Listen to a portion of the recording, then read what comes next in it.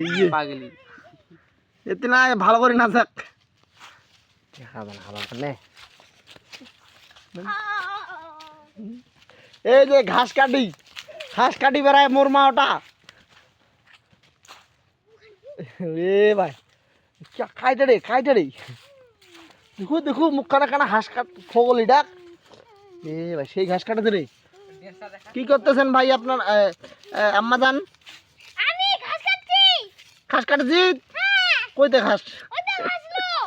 ওই আম্মা জান আপনি কি জানেন না সাপ আছে বড় না জানি না সাপ বাইরে তোরে কামা কইতে ঘাস কাটবো কি হ্যাঁ কুশার কাটি সরকারি লোকটা হলো